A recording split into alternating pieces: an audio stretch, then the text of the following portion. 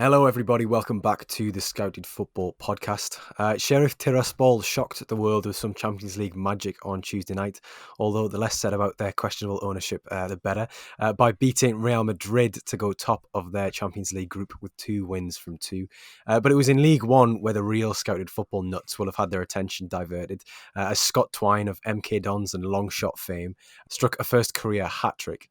That's just a little taster of this week's episode, though, which is, of course, discussing players who've caught the eye in the EFL at the beginning of the 2021-22 season, as you can probably tell by the title of this week's episode. But without further ado, it's time to introduce this week's guest. It's my trusted friend and associate, Mr. Elliott Jackson of the Championship Chat podcast. Now, this man's breadth of knowledge across the 4 divisions below the English Premier League, and I do count the National League for good reason, is somewhat unrivaled. So it was a bit of a no-brainer to discuss some exciting young players with him today. Elliott, a pleasure to make your Scouted debut. You planning on doing anything special with this Scouted cap we're going to send you? Maybe stick it up on the wall behind you, frame it maybe? Yeah, definitely. It's definitely going in that little slot I've got behind me on my background. It'll be a trusted possession. If there's any house fires, it'll be the first thing I go after. And thank you for that very generous introduction. I'll slip you that tenner later on. Well, I hope there's no house fires, obviously. But yeah, it's a pleasure to have you on. And of course, you're the host of the Championship Chat podcast. You support Sheffield Wednesday in League One. I hope you don't mind me telling people. And you cover Grimsby Town, or you will do by the time this podcast is out. You've got fingers and pies across the Football League and National League. I mean, you must feel exhausted. Yeah, the best leagues in the world to cover, in particular the Championship, which is, as you say, what we run our podcast on. Unfortunately, my knowledge in League One's got a lot stronger given Wednesday got relegated last year. But I don't mind you mentioning that because they won at Wigan last night, which was a nice surprise after how things have been going recently. But no, it's been great, and yeah, I'm looking forward to covering Grimsby in the not too distant future, and a new role I start next week. So that'll be good to get an even more in-depth knowledge on the National League, which has got plenty of gems as well that always make their way up the football pyramid, and that's why we love the EFL. Yeah, definitely, and I think we'll discuss some players who've maybe had some experience in the National League as well on this podcast. But we've done the usual. We've selected 6 players who 5 of which are in the Championship, one of which being in League One, who've caught the eye this season. Some who have had prior experience of the EFL, some who are really getting their first taste of the respective leagues that they're currently playing in. But I think it's probably best that we start off with the man that we just discussed there, Scott Twine, who scored a hat trick the night before we're recording. MK Dons 3, Fleetwood Town 3. He's 22 years old. Is sort of a supporting forward, I think it's fair to say.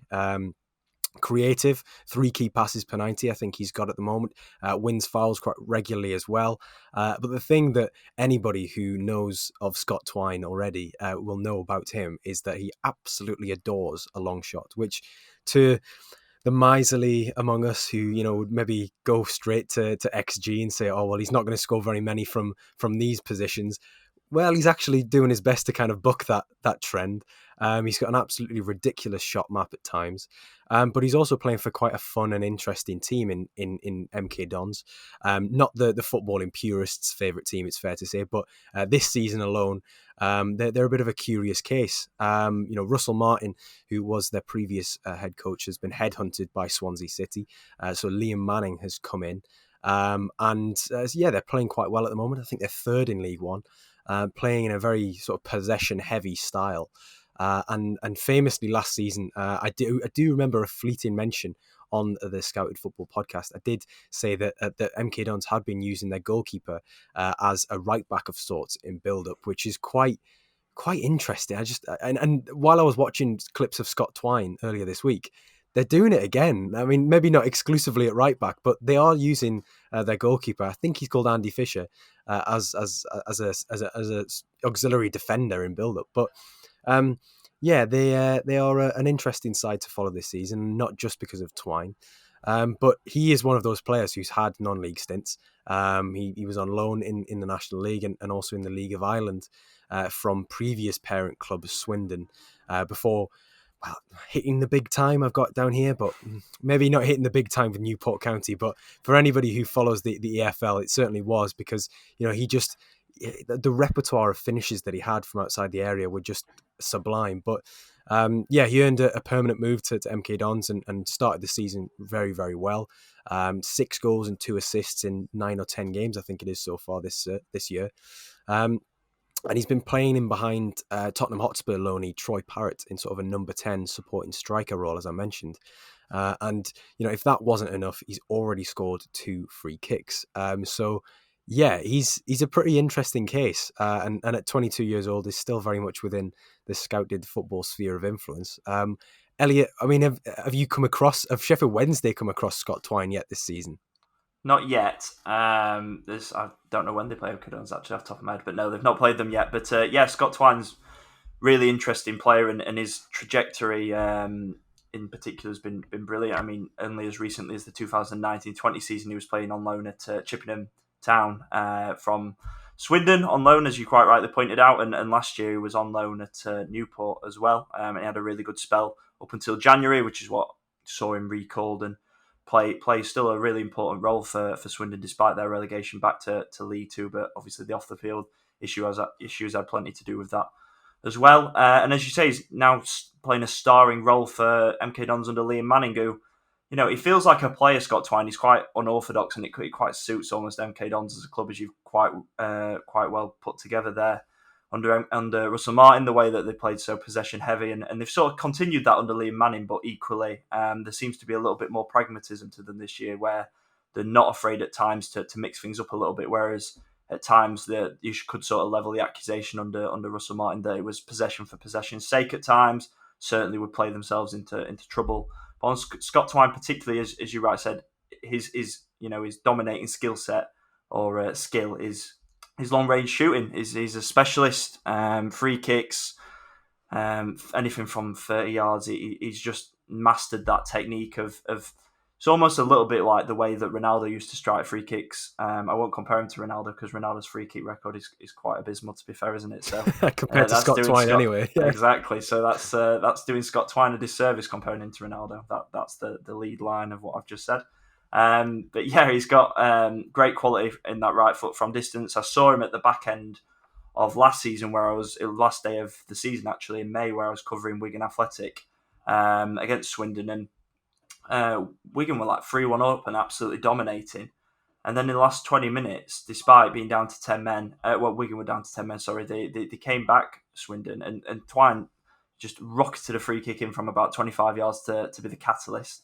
Then equalised in like the 91st minute, and then they went and won it 4-3 on the final day in the 94th minute. I mean, they're already relegated at this point, but it just showed that wasn't a deterrent for him. And I'm not surprised. Well, I'm surprised that someone perhaps a little bit higher up the pyramid, or even one of the bigger clubs in League One, didn't pick him up and didn't take a chance on him, because it looked like a really, really good option for plenty of clubs in League One or even the Championship. You think someone like perhaps Blackpool could have picked him up. It wouldn't have cost them a lot of money by any means on wages, and it was a free transfer, if I'm right in saying, I'm pretty sure. So he would have been a good pickup, and at 22 he's certainly got quite a high ceiling. So I'm excited to see how he progresses this season, if he can continue that consistency. 9 goals last year was a good total, so if he can hit double figures this year for a team that will create plenty of chances for him and for the attackers they've got, as you say, Troy Parrott in that forward line, Mo Isa as well. It's an exciting team, MK Dons, and it's a team that a lot of people fancied pre-season before Russell Martin left to certainly challenge the top 6 in what is a relentless League One lineup this year. So many big clubs littered around in the third tier of English football. So it'll be interesting to see how MK Dons do and how he continues his progression, Scott Twine. But I would expect to perhaps see him certainly playing at Championship level in the next couple of years, and that could well be with MK Dons, to be fair, with their current trajectory and the way that they're progressing. Yeah, I think one of the things that perhaps viewers who maybe don't tune into League One, the Championship, League Two on a weekly basis, one of the things that those sorts of Premier League supporters look forward to is the playoffs at the end of the year. Say for example you're supporting a mid-table Premier League team who don't really have a great deal riding on the last few matches. You might be looking ahead at those playoff games and thinking, you know what, I'm sitting down, I'm gonna might go to the pub for those. Really want to just get to know a few of the sort of protagonists from that specific season. And I mean, playoff football is absolutely box office. I mean, it is one of the best. It is Christmas Day. It is absolutely Christmas Day. It is one of the best days in the football calendar, isn't it? But I think we could be seeing if MK Dons don't go up automatically. I think it's based on the first 10 or so games of the season. I think it's fairly likely that they'll be in or around, to use a very, very frequently used footballing phrase, in or around the playoffs this season. So Scott Twine hopefully will be one of those protagonists that I just mentioned. And with MK Dons, I did sort of stumble across a chant. I don't know whether it's a chant, but it's something which has definitely been sort of doubled as a chant on Twitter. And it's apparently because of how possession heavy they are, the fans have supposedly taken to singing pass the ball, Liam Manning. Obviously in tribute to the possession heavy style that they have got. I can't remember, what is the song that's sort of the tune to? Pass the ball, Liam Manning. I'm relying on you here, Elliot, for a I little was bit just of. about to say that I'd not realised that I was acting as Shazam for this week's podcast. I'd not done my preparation on song chant, so I do It's the apologise on that. first time that I've decided to sing on the podcast, so I suppose that just tells I you how feel much. honoured, really. So in some ways, you're serenading me Well, somewhat, aren't in you? a way, yeah, you've kind of put me at that level of ease that I feel comfortable enough to maybe do a rendition of a supporters a terrace chant, if you will. But moving very very swiftly on to the next player on our list, and it's one of your selections, and we're moving up to the Championship, Elliot, and that's Tyrhys Dolan, who perhaps has the best spelling of the name Tyrhys that I've ever come across. He's 19 years old, seems to sort of play across the front line for Blackburn Rovers. But last time I watched him personally, he was sort of out wide. But this year seems to have played a little bit more centrally. What's he been like this season so far, Elliot? You know, why would he sort of right at the top of your list as somebody who is sort of a name to remember in the EFL? Yeah, he's very much my guilty pleasure in the Championship. Tyrhys Dolan this season. He's well in general since I first clocked him. He started last season really well. It sort of came from no one. He was one of those players where you look at the starting lineup at the start of a season, looking who's playing for who after pre-season, and wasn't aware of this name, new name, do a bit of research, and he's got a really interesting history in the fact that he was ditched by Preston, who of course rivals to Blackburn on the Lancashire coast, and he was ditched by them and picked up by Blackburn aged 18, and he made an absolutely blistering start to the season, and he'd not been on loan particularly anywhere. He'd literally come straight out of academy football and gone straight into the Blackburn starting 11, and he just looked so exciting, so quick, so direct, raw at times, but just so much. He just sort of play that gets fans off the seat, brings excitement to football. And it's fair to say he fell out of form a little bit towards the back end of the season, as Blackburn did. Blackburn had a horrendous 2021 in 2022, sorry, in the back end of the year after Christmas. They really struggled under Tony Mowbray, and to be fair, on our podcast, we very much expected him to get sacked in the summer, or certainly we were advocates of a change for them because they did massively underperform with the squad they had available last year. But he's really benefited from what happened in the summer, where Blackburn have really streamlined the squad. They've shipped out some of the older players, Lewis Holtby, for example. Adam Armstrong, of course, moved on to Southampton in the summer, and he's really benefited. He's got the number 10 shirt from Lewis Holtby, and as a squad number enthusiast myself, I love to see players upgrade their numbers like that with that sort of confidence. And he's playing a new role where he's playing almost as a central striker, but it's very much in the mould of sort of as a split striker system where, although he starts down the middle, he essentially becomes the number 10 with Ben Brereton Diaz, who I'm sure we're all acquainted with now after his exploits with Chile in the summer, playing down the left-hand side, and Sam Gallagher, who's more a traditional number 9, although he's got a turn of pace which allows him to operate in this role, playing on the right-hand side. So it's almost a front three with Dolan, the only natural winger, playing down the middle, which is unorthodox. But then when Blackburn have got possession, Dolan will drop in almost as a number 10, and the two wide forwards will become the central strikers. And that's mainly because of his pressing ability and his ability to hound defenders and win the ball back. And as I said, he's so fast and so quick that he's just a nightmare to defend against. And that was really showcased on the opening day of the season where Blackburn beat Swansea City. Stephen Bender, the goalkeeper for Swansea, who's since been dropped and had a nightmare introduction to the Championship. He caused him all sort of problems, dispossessing him. Again, this was Russell Martin's first game as manager, so they were trying to play out from the back from a defence that was schooled under Steve Cooper's slightly more direct style last season. and it was an absolute field day for Brereton Diaz and for Dolan as well. And I really liked it. I saw him live at the start of last season in September when I covered Derby County. I covered Blackburn, away at Derby County, and they won 4-0 that day, and he was absolutely sensational. And just streamlining the squad a little bit has given him that sort of sense of prevalence in the squad. He's higher up the food chain, if you like. And like Brereton Diaz, Mowbray deserves a lot of credit for the fact that he's building a much younger squad now at Blackburn. Jacob Davenport's another one that's come through this year. John Buckley as well, and that are looking all the better for being more senior figures and more first team names rather than sort of being on the periphery. And Dolan's really exciting, and as you said, at only 19, I expect, although he's going to have dips in form as all young players do, especially attackers of his mould, where young wing type players, they can be erratic at times. But I'm really excited by him, and I certainly think that he's definitely one to keep an eye on. And I feel like if Blackburn are going to have a good season, which from the start they've made after 9 games, they're doing better than a lot of people predicted. If they do finish in the playoffs or even a top 10, top half finish, he'll certainly play a strong role in that, I would expect. Yeah, for sure. I think it's important that we also discuss, even if it's just briefly, Ben Brereton Diaz, because obviously he's now, he's eligible for Chile. He's starred in a Chilean Pepsi ad. He's just absolutely brilliant story. Very very left field and about how it all came about. But I love the fact that this is now his 6th season in the Championship. It's still just 22 years old, by the way. But he is now, blanket being referred to as Ben Brereton Diaz, even though the fact that for 5 years he's just been Ben Brereton. I like those little nuggets, much like you like your squad numbers, Elliot. Then that's kind of my jam a little bit. But I think with Dolan, you know how you said it was quite unconventional that he's through the middle for the most part this season at least, but he's sort of the only recognised winger. I think that does definitely make it quite interesting, quite difficult to handle when it comes to transitions and how interchangeable that front three can be. And I think with Adam Armstrong being sold to Southampton this summer, Blackburn did lose something quite. While it was predictable that you knew he was going to be good, but going behind the defence if you played a high line.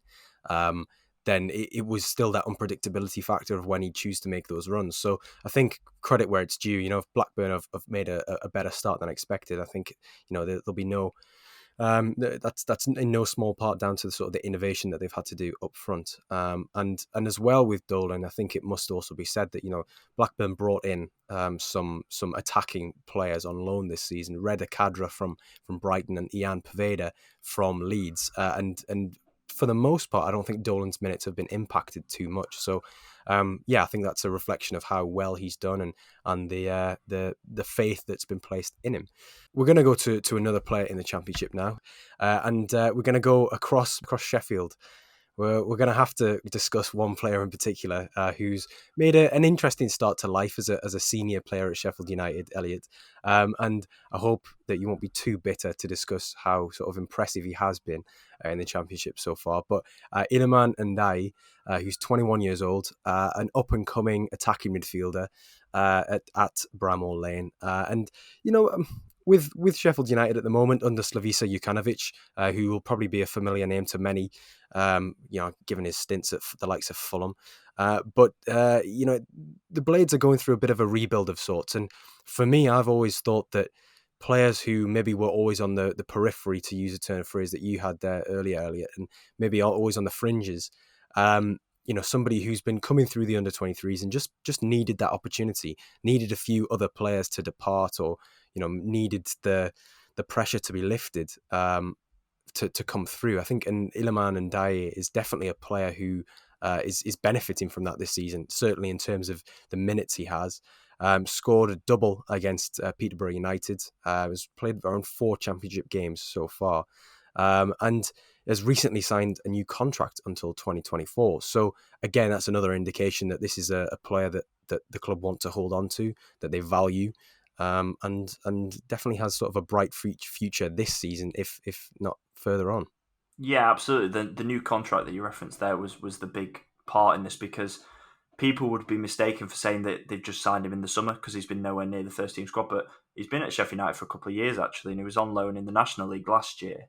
And all the indications in pre-season were they wanted to give him a go. Jokanovic wanted to change the style. They play 3-5-2 and 3-4-3 in the Championship before that under Chris Wilder for so many seasons, and they got a squad built to play with wing backs. They didn't have any wingers in the squad, but Jokanovic was clear he wanted to move to a 4-3-3/4-2-3-1, and they didn't really have any number 10s either ever since Mark Duffy left the club. Really, Luke Freeman, it's just not worked for him since moving to Queen's Park Rangers, albeit that he seems a natural fit in that position, but it's just not worked out for him. So, Ndiaye, it was very much a case where they wanted to get him integrated, but they were refusing to play him until he signed this new contract. And it was when he signed this new contract that he literally got put from not even in the squad straight into the starting 11 against Peterborough.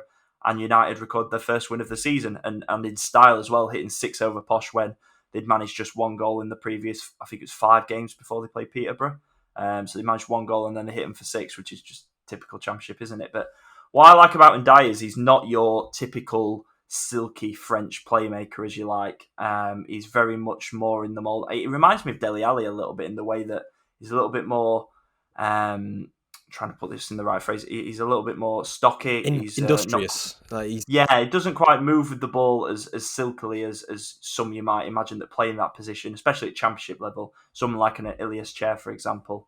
He's a little bit more robust and a bit more industrious, as you said. You're quite rightly in saying that. And I like the look of him a lot. I think what I like is that he can mix it up. And since United have turned a corner and they beat Peterborough, they've gone to this 4-2-3-1 with Morgan Gibbs-White on the right hand side, Ben Osborne on the left, and Ndiaye playing as that number 10, and Billy Sharp leading the line. And the good thing about Billy Sharp is obviously if you get in the service and put the ball in the 6-yard box, he's going to score you goals at Championship level. He's got that nous, he's got that pedigree. But he needs someone that's got the ability to run beyond him, and that's obviously what Ndiaye offers, which is good, that physicality like Dele Alli used to do with Harry Kane for so many years at Tottenham when he was in his pomp. Rather than sort of these playmakers like to always come towards the ball, Ndiaye someone that can stretch the pitch as well and go beyond Sharp, which is, I think he's 35 now, Billy Sharp. He's not going to have the legs to do that and offer you that. So if you're going to have him as your focal point, you need players that can go beyond. And I think that was summed up really nicely, his skill set in those 2 goals against Peterborough about a month ago now. The first one arriving late on the edge of the area, nice composed finish into the corner after good work from Morgan Gibbs-White. And then the second, getting in the box, getting in the 6-yard box. It was actually Billy Sharp that set him up. He got a hat-trick of assists that day, actually, funnily enough, Sharp. Crossed with his left foot at the byline and dies in the 6-yard box where you'd expect Sharp to be, heading the ball into the back of the net, because he's quite tall, as said. So I see those similarities to Dele Alli a little bit, the way he burst onto the scene. And I think he's going to be in and out the side a little bit at times. I think there will be times where he's chopped and changed.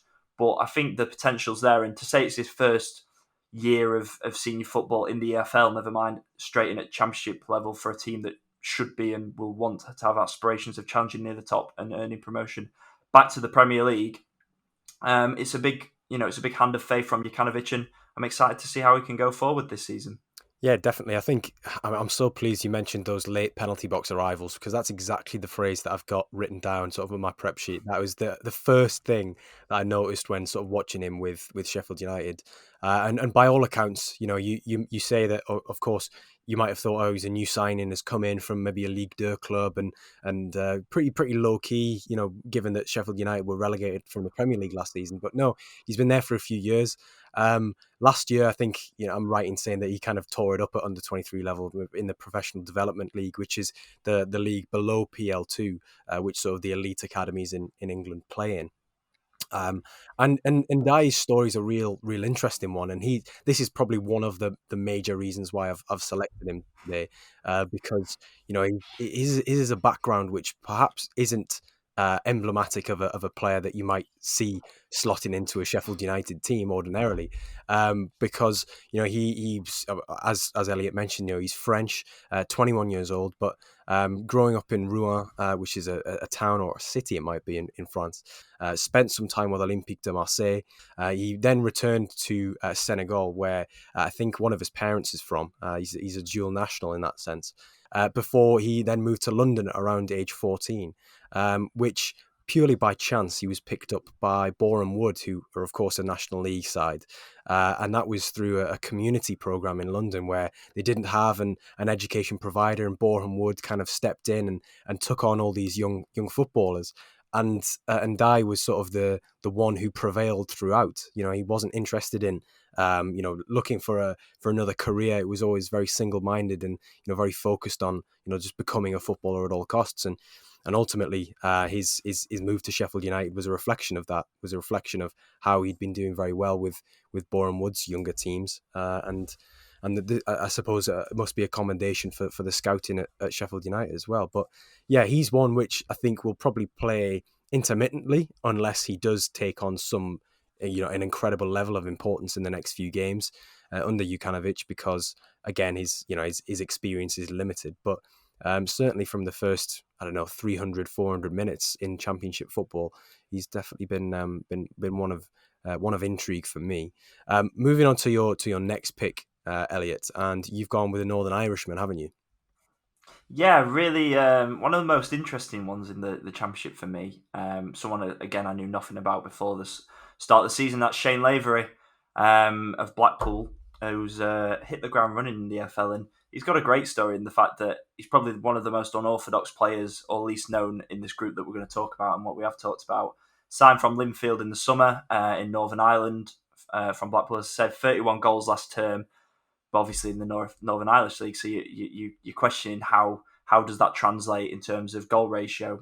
1 in 3, maybe 1 in 4, in terms of an average against the Championship, perhaps. Hard to say. I'm not a big watcher of the Northern Ireland leagues in their defence. But the thing that I like about him, he reminds me a lot, and I'm not trying to compare every single player to a Premier League player here as I do this. He reminds me of a very raw version of Jamie Vardy in the way that he plays, really, really relentless, brilliant at playing on the last shoulder of the defence, and he's just relentless in his movement.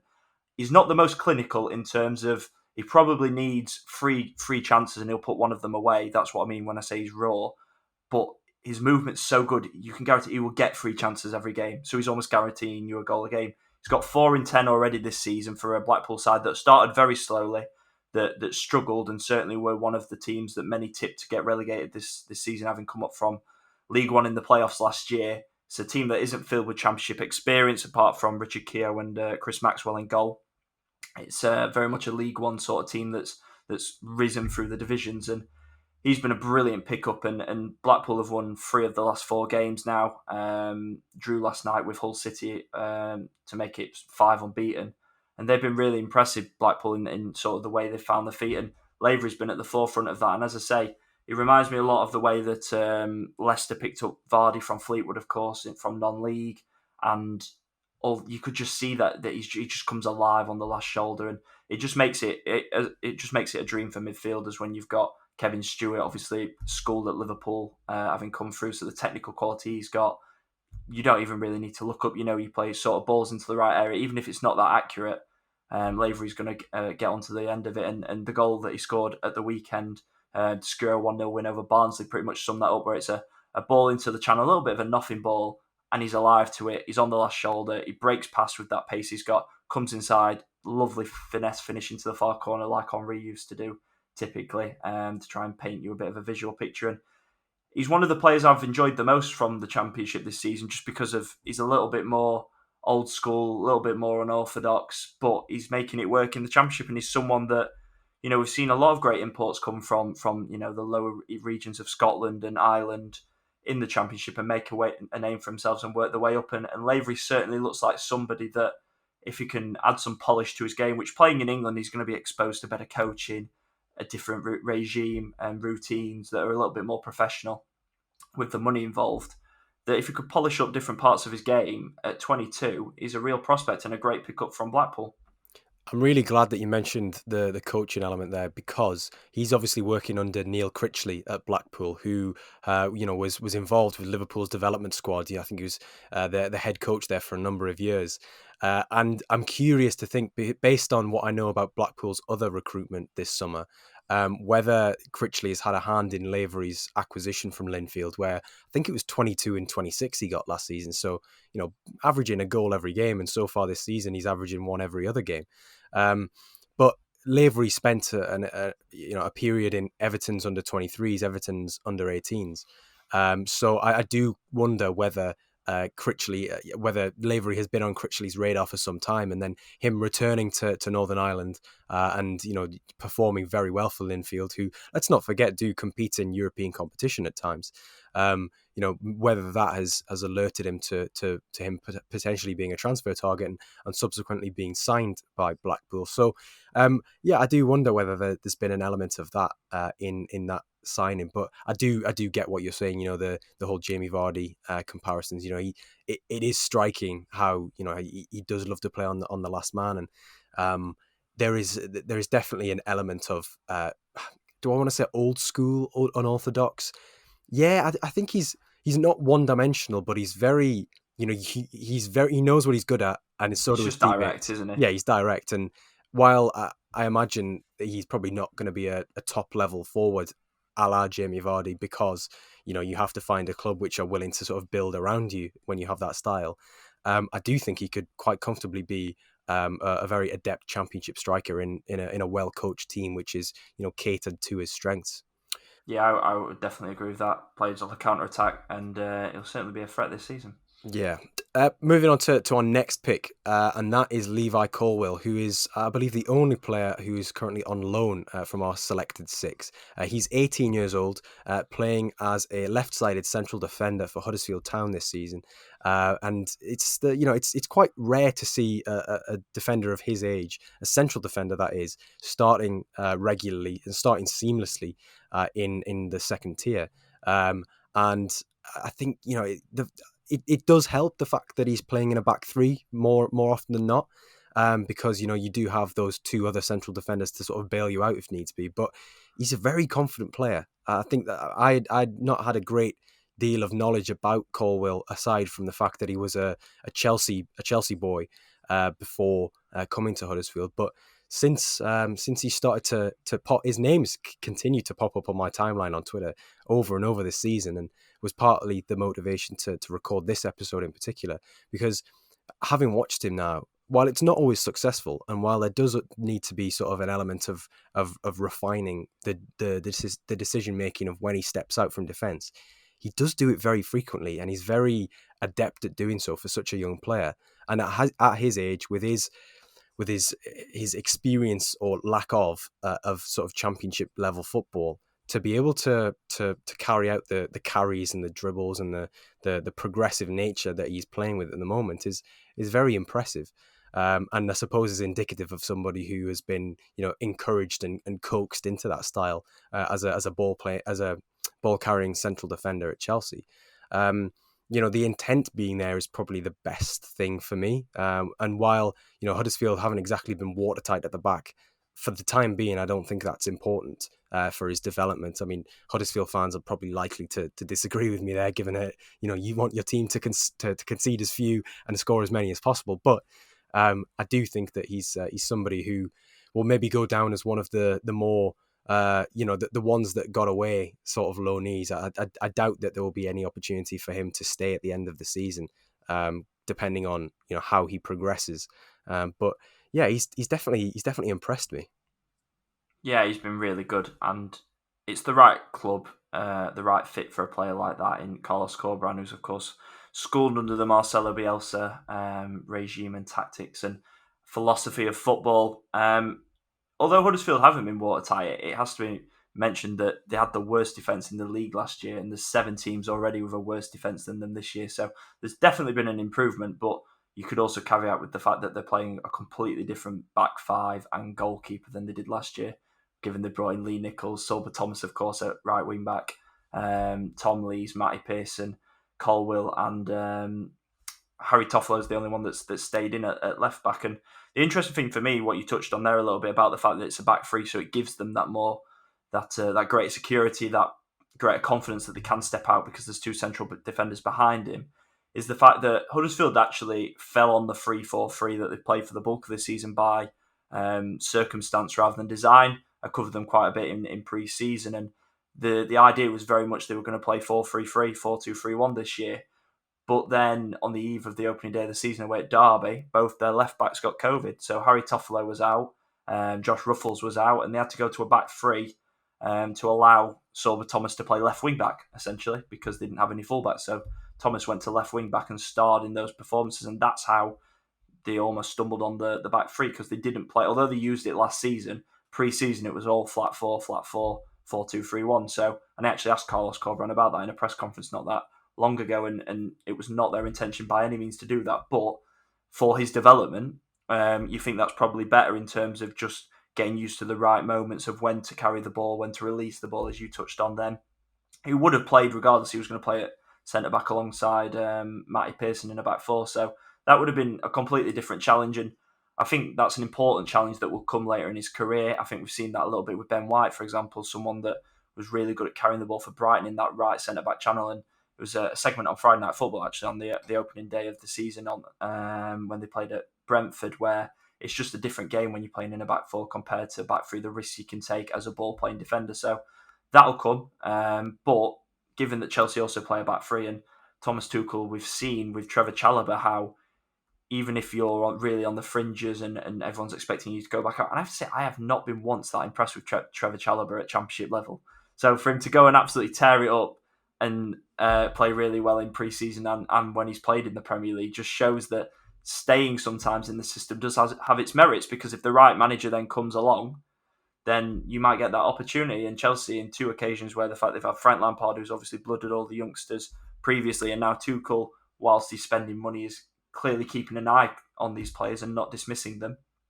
Colwill's got a really interesting chance. He's only 18, but you do look at that left centre-back role at Chelsea with Antonio Rudiger and the uncertainty over his future, and wonder if there's a spot there, not as the first choice next year or in 18 months, but as the understudy at left centre back, or then maybe in 3 years breaking in. So be interesting to see how he continues to develop, how the Chelsea situation works its way out. But he's a really confident lad. He was saying in pre-season, there's no point me sitting in the Chelsea reserves. I don't want to play under 23 football. I'm only 18, but I want to come play cutthroat Championship football where it matters, where there's people paying on the turnstiles and the results matter to people. Development's great, but equally, if he wants to play for a team like Chelsea, winning is the mentality that you've got to have in order to succeed in an environment like at Stamford Bridge. So Colwill's been really good. As I say, Huddersfield have improved defensively, although they've still leaked a few. To go from the worst record in the Championship to 17th is an improvement. And I've been really impressed with him, and certainly would expect that he will be one that's potentially on loan in the Premier League next season, because he seems a natural fit to play at that level. And then potentially I could see him progressing into the Chelsea first team. I really could. It all depends on who the manager is, of course, and we can't really take a 5-year plan with Chelsea's squad with the way they change managers and spend money. But equally, he's someone you'd like to think that's got a real chance. Yeah, and I'm glad that you mentioned Trevor Chalobah as well, because obviously he started the season in the Chelsea first team, and I don't think too many people outside of Chelsea's spheres of influence might have predicted that. But when you look at the progression that he's had, you're obviously very decorated with England's under-17s, but then went on loan to Ipswich Town, went on loan to Huddersfield, as it was, in 2019-20, and then last year was on loan at Lorient in France. So yeah, I'd say Colwill is at the beginning of that sort of journey that Trevor Chalobah has been on, trying to get regular minutes at a good level. And he's doing very well. I think it would be good to mention very briefly as well, Sorba Thomas, who obviously was also, as well as Iliman Ndiaye, was at Boreham Wood, but was obviously playing a first team role there. Now just been called up to the Wales squad for the first time. And has been, the creative player in the Championship this season. So, Sorba Thomas is definitely a name to remember in the Championship this season, considering that he has come from, the National League and playing nearly 100 games for Boreham Wood to now being a sort of a protagonist in the Championship. Last up for us, our sixth player is a 20-year-old attacking player. We've gone quite heavy on attacking players today. I'll have to redress the balance. More fun. It's more fun. Isn't it? I think we'll have to redress the balance the next time we do one of these, just exclusively defenders and goalkeepers. Brennan Johnson has been good for Nottingham Forest this season. Another player who has got not extensive EFL experience, but he's definitely got a year full of senior football under his belt, having spent last season on loan at Lincoln City, where he and Morgan Rogers, who was a Manchester City loanee, now with Bournemouth, both tore it up. Johnson got 11 goals and 5 assists at Sinsel Bank for Lincoln last year. And he's pretty versatile. Forest have not started the season well at all. They seemed to have turned a corner, beating Huddersfield. See, all of these players interlink, I promise. They seem to have turned a corner a little bit, with Johnson bursting down the right flank and sort of setting up for Lewis Grabban in the middle a couple of weeks ago. But that is essentially what Johnson is good at. You know, he likes to drive from deep. He's very good at beating a player sort of when it looks as though all hope is lost. And as with promising young Welsh players in the EFL, just like Sorba Thomas, he is already capped by his country. So he's another one who I think it was difficult to ignore, even if his team weren't doing as well as expected. Elliot, what's your stance been on sort of Brennan Johnson? Because I imagine you've probably seen plenty of him already, even though he is only 20 years old. Yeah, he's been a bright spark in an otherwise very dull start to the season for Nottingham Forest, which obviously led to the departure of Chris Hughton, and rightly so, because they've just become a very boring side to watch, which, you know, is a little bit sad because Chris Hughton's been so good at championship level and has great pedigree, and I'm sure he'll be a great manager again, but the fit just wasn't right, especially after the changes behind the scene with Dane Murphy coming in as CEO from Barnsley. And, you know, if you look at Barnsley's recent recruitment and you look at Nottingham Forest, they couldn't be more contrasting. So it was never going to be a relationship that was going to last the course, and things turned pretty sour with the supporters as well. They were just ready for a change. And despite that, Brennan Johnson's been fantastic. As you said, 11 goals and 5 assists last year, and he's almost not been tainted by the struggles of Forest last season without fans, in the fact that he's used that momentum he built in League One with Lincoln and really carried that into the new season. I think he's started every game so far this season, and he's either played out wide, or you quite rightly point out he can play as a central player, as an attacking midfielder, and his supreme skill is absolutely ball carrying. We've seen 2 lung busting runs already this season, which have directly led to goals. You quite rightly pointed out the one at Huddersfield a fortnight ago, where brilliant 50-yard run down the right hand side touchline, great cross at the end of it, and Grabban heads home for 1-0 it was at the time. And there was the same on the opening day of the season, where he did very similar for Lyle Taylor against Coventry, a game they went on to actually lose 2-1. But that's the supreme quality he's got at the minute, that he's just really good at travelling with the ball, and albeit he can play out wide or play down the middle, I think his long-term future for me is as a central base player. Probably not as a striker, but certainly as a number 10, again, in this Dele Alli mould where they can burst beyond the striker and offer something different.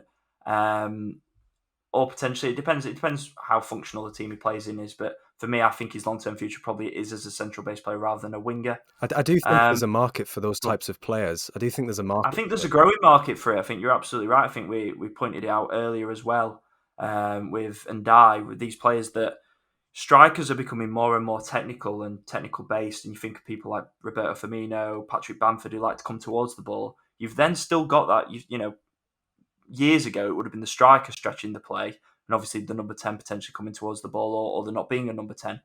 But those roles have reversed, but there still is the need for someone to go and extend the pitch and to break beyond. And that's now becoming more traditionally the role of the withdrawn attacking midfielder, almost, to go and break beyond the striker. And Brennan Johnson does that role really well. And I'm pretty confident to say that he's definitely going to be playing in the Premier League before Nottingham Forest are, because I think someone's going to take a chance on him. Brentford were quite highly linked in the summer. Leeds United were as well. I could definitely see him getting picked up by Brentford. I think that would be a role where, I think with even Tony, I think they could cause real problems in a 3-4-3, which is what Forest have actually switched to now since Chris Hughton's been sacked. I could see him playing in that sort of left channel with the licence to go infield and break beyond, but also make runs where the space is down the line as well. So I think he'd be a really good pickup for any Premier League club, to be honest. And at only 20, he's got so much potential and a goal-scoring instinct as well. It shouldn't be overlooked that he got double figures in his first real proper senior EFL season at Lincoln last year, in a team that got to the playoff final in League One. So really competing at the highest level, and he's been an instant pick for Nottingham Forest this season, and a player that probably him and Colwill, I probably would say, have got the highest ceiling of those that we've gone through today. Yeah, I think I have to agree with you there in terms of the ceilings, and I'm pleased that you said about his future potentially being sort of as a central player, because It is very much in the channels where he does his best work, rather than explicitly out wide when he has started and on the right hand side. It's very, when you're listening to a podcast or listening to radio commentary or something like that, it's very easy to sort of get in your head, the type of a wide player getting down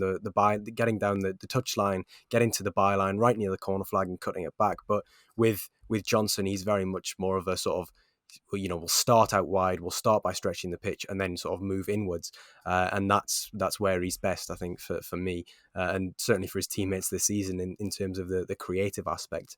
Unless there is some sort of miraculous upturn in fortune for Nottingham Forest, I do think that Brennan Johnson might outlast, might surpass them in a few years, if not at the end of this season, if he continues to impress. And Brentford, that would be a smart move from a smart club, really, wouldn't it? So exactly. Yeah, I do think that you're right there, especially with the ceiling comment. But that's just about it for us on the Scouted Football podcast this week. We've gone through 6 players: Tyrhys Dolan, Shayne Lavery, Iliman Ndiaye, Levi Colwill, Brennan Johnson and Scott Twine, all but one being in the Championship. Thank you very much to my guest for this week, Elliott Jackson of the Championship Chat podcast. Where can people hear your unrivaled knowledge on the leagues below the Premier League on a regular basis? You're not getting an extra $5 for that. It was a tenner for the intro and the outro, just so you know. But yeah, you can find us on Twitter and Instagram at ChampChatPod24, or just search for us in whatever podcast app you use on Twitter and Instagram and Spotify, Apple, all your usual places. Go and check us out. Drop us a follow in. If you're into the Championship, then I like to think that we'll give you a pretty wide, extensive knowledge on that. Yeah, definitely. And to follow Elliott on social media, that is @_Elliott Jackson. Elliott with 2 T's at the end. But yeah, thank you very much for tuning in. This has been the Scouted Football podcast with me, Joe Donnohue. Hope you've learned something. Hope you've been intrigued by at least one of the players' backstories. But we'll be back next week with another episode. But thanks for tuning in. Stay safe, take care. Bye for now.